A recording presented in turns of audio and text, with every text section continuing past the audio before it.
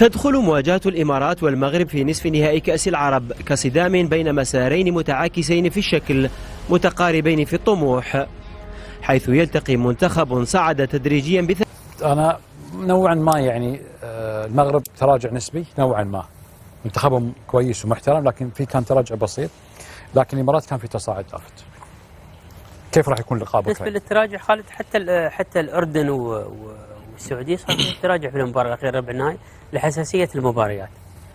الإمارات فعلا راجعين بقوة، لعبوا مباراة كبيرة مع الجزائر، يستحقون في النهاية حتى ولو ركلات الترجيح، لكن يستحقون حقيقة. عندهم عناصر جيدة في كل المراكز، عندهم أكثر من عنصر، خاصة اللاعبين المحترفين يعملون الفارق في الفريق الإماراتي، والآن أيضا عنده حظوظ كبيرة في هذه المباراة القادمة حقيقة. المغاربة خالد، المغاربة عندهم عناصر ممتازة مميزة جدا، يعني عندهم المثلث الهجومي إذا جاز التعبير، أو حتى خط الهجوم بالكامل، تسدالي مع البركاوي مع زحزوح يعملون فارق حقيقة في الهجوم. وعندهم أيضا المساوي ظهير اليسار يعمل فارق في الناحية الهجومية. عندهم حارس حتى الآن ما عليه إلا هدف واحد بن عبيد، وعندهم أيضا حريمات وسط الملعب مميز، عندهم قلب دفاع اللي هو سعدان، عندهم عناصر مميزة للفريق المغربي وعندهم الخبرة.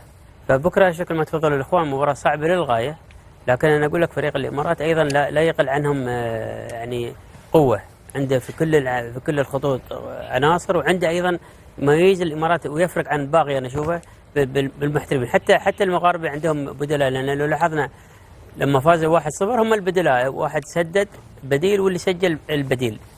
لكن أنا أعطي الإمارات أفضلية أكثر في الانسجام، في الانسجام تحديدا على الفريق المغربي. خالد، باكر مباراة جزئيات بسيطة هي اللي تحسم المباراة.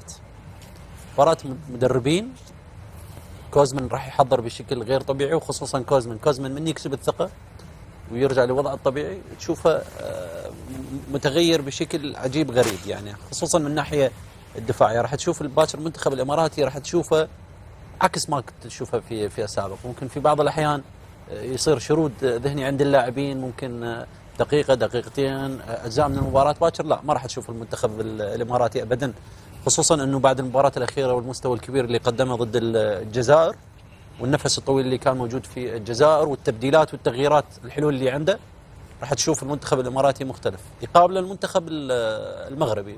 خالد، المنتخب المغربي واحد من أفضل المنتخبات اللي عنده حلول خارج الملعب